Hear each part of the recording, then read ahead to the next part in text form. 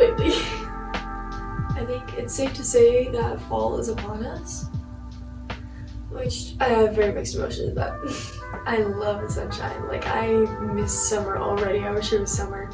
But at the same time, like, I'm kind of stoked for Halloween and like Thanksgiving, Christmas. Oh, I'm excited for Christmas. If there was no Christmas, like, there would be no point to winter, honestly. Unless you live in the snow, then it's kind of cool. This mug is from Gracie, shout out. I love it and it's huge, so thank you. And the tea is from Gracie too. Alright, hello, hi guys, welcome back to my channel, or welcome to my channel. If you've never been here before, thank you for coming. I wanted to sit down and talk to you guys again because my last Evo video was really good for me, like good for my soul. And I loved getting to process what I was feeling out loud and getting to share what I was learning with you guys. And I got some really sweet feedback on it, just from people saying like how much it impacted them. And like, that's the whole reason I'm doing my channel. Like, I don't care that those videos don't get as many views. I don't care that I'm a small YouTuber. As cool as it would be to grow and like make this a full-time thing, like, I just want to do it to encourage people. I just noticed that I can't see any clocks, which is so weird. Like, I feel like we always live our life by a clock, and now I just don't know what time it is. But it's fine, because I have some time to talk to you guys. So anyways, this morning I didn't really have a set thing I wanted to talk about, except that in our series at youth group we're learning about the Enneagram, and I've always been a big fan of the Enneagram. It's just such a cool tool to like learn about yourself, learn about other people. I found it like years ago and took a test and mistyped as a 3. A 3 is known, they all have their labels, so I can just give you a quick rundown. The whole thing isn't going to be about the Enneagram, I just wanted to share some encouragement for my type. So number 1 is the perfectionist, number 2 is the helper, 3 is the achiever, 4 is the individualist, 5 is the investigator, 6 is the loyalist, 7 is the enthusiast, 8 is the challenger, and 9 is the peacemaker. So I mistyped as a 3, the achiever, the first time I took it, and definitely have mistyped as a lot of other things like the peacemaker, and I think I even mistyped as a 4 once, which is very weird for me. I am actually a type 7, the enthusiast, and I've been waiting, and finally in our series we got around to the 7, and oh gosh, it like hit so hard. It was so good, just like in relating to everything that I've been feeling, and my journal is absolutely full of it. Like, it just helped me put some words to it, honestly, to everything I was feeling. So I'll just do a quick dive into it, and if you feel like you relate to this type, that's pretty cool. I'd love to get to know you, because 7s. But I also just hope this video encourages you with whatever you're going through. Actually, wait, I gotta go grab my journal.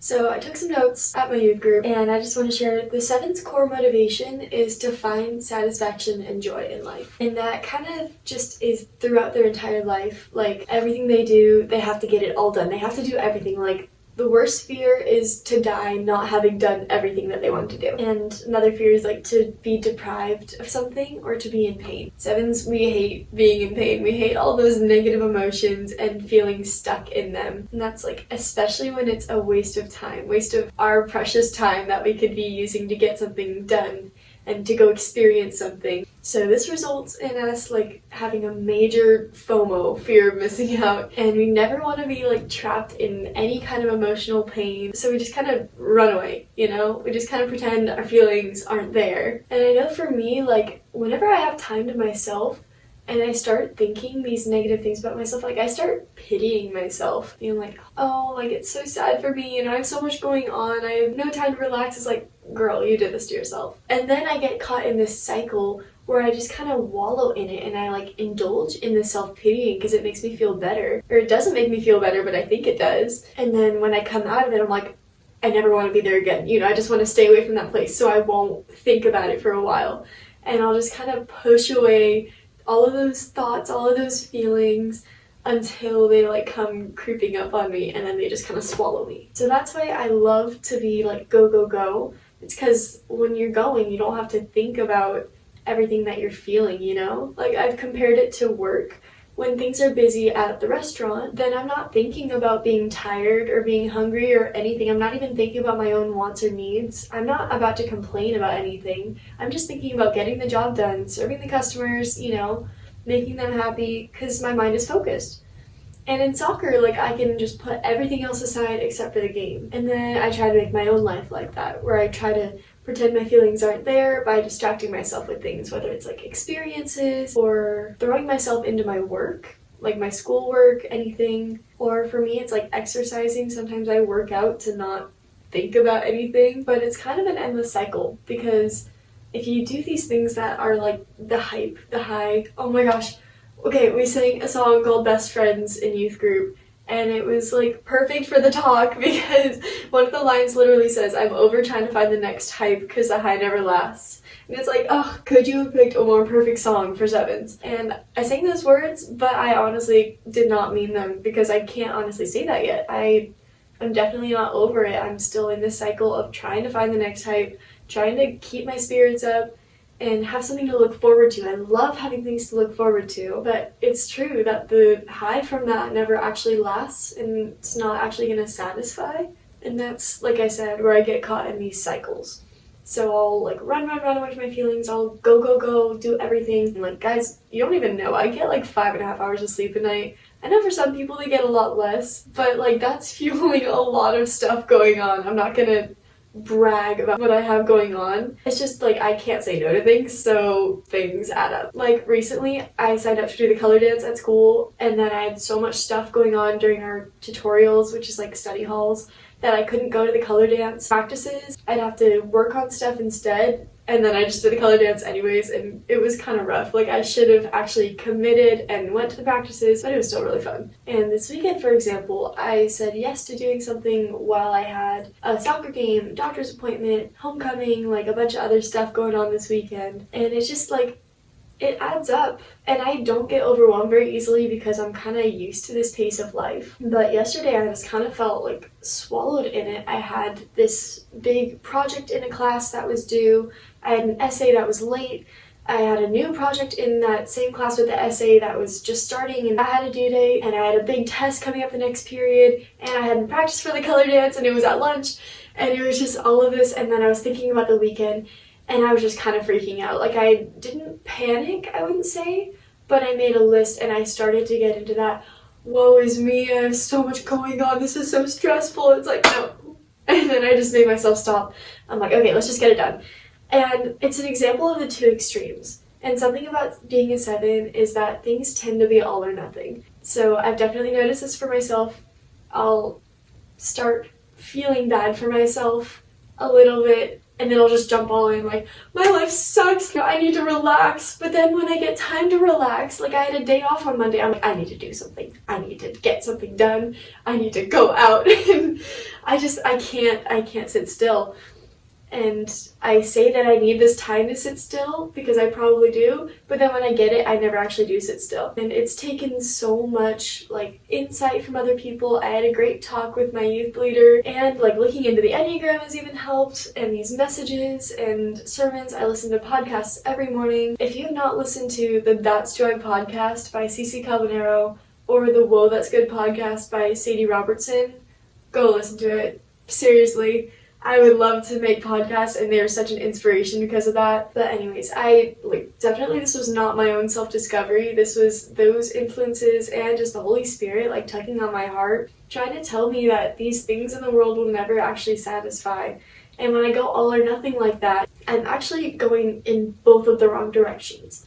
I should be chasing after him because he has the best plan for my life. He loves me. He wants what's best for me. He wants what's best for you. And he's just like begging me to just turn around and like crawl into his arms and not go in these other directions, chasing after the things of the world. Because, oh my gosh, guys, it's so easy to get distracted. So easy. Like 1 second I can say, okay, God, I just want to do what you want to do. I want to give my life entirely to you. Just tell me what you want me to do for your kingdom and to help these people find you and feel loved by you. And then the next second it's like, oh, a new thing. It's like, oh, that looks fun. I'll try that. Oh, I'll sign up for this. I'll commit to this. And it's like then all those things take away I'm getting a phone call. Okay, we're back.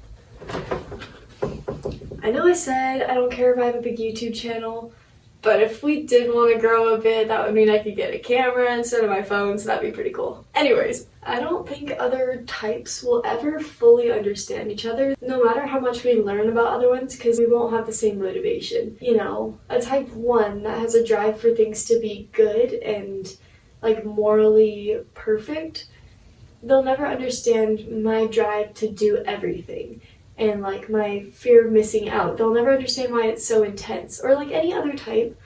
Like I don't fully understand the 5's need for like independence and needing to know everything. Just because I don't relate to that. But I do love learning about the other types so I can try to understand people better and try to work with them better. And for all my 7's out there that are maybe struggling with this, like they're teetering on the edge or they're feeling something negative, and they just want to run away so they don't like fall into it. It's hard for me to say this because I don't want to do it, but talk to someone about it for sure. Like, don't be afraid to express your negative feelings to them too. And if you'll have someone with you, like I found when I'm by myself, that's when I like go down a rabbit hole. Wow, lots of metaphors today. I'll go down a rabbit hole and start pitying myself, feeling bad for myself, wallowing in it, all of that. But when I'm with another person, I have someone there to ground me. So that's what I'm working on right now. And just this not trying to fill the void in my life with things in the world. Trying to fill it with what Jesus has for me. Because that's the only thing that's going to last. Like seriously, I've talked about this before. But all of these things in the world are temporary. They're going to fade. Your emotions, like I know for myself, my emotions change every single second. Like, in my journal, I was feeling so many feels on my day off from school because I had so much time. I had so much stuff I had to get done and I didn't want to do it. So I just felt and it was not good. And then I started like falling into it and then turning them off and yeah, all or nothing. But I like wrote one feeling about something and then I had another feeling that was completely opposite to it it was the same day, I don't even know, it must have been like an hour apart. And then I decided to just run away from my feelings and I wrote about that. And that was like another hour later. And then the next day I was back to the other thing. It's like, what is this? I can't trust my feelings. And you can't trust validation from other people because it'll change all the time. You'll have different people in your life. People's opinions will change. People will have a bad day and maybe say something that they don't mean. I can't rely on experiences to keep me going because things will happen. I can't always, let's say I get injured, I can't always just go for a hike with somebody. Or the weather even. Like I can't go to the beach right now because it's freezing cold. There's things that aren't always going to fit in a season, which is why they won't last forever. And that's why only Jesus is going to last.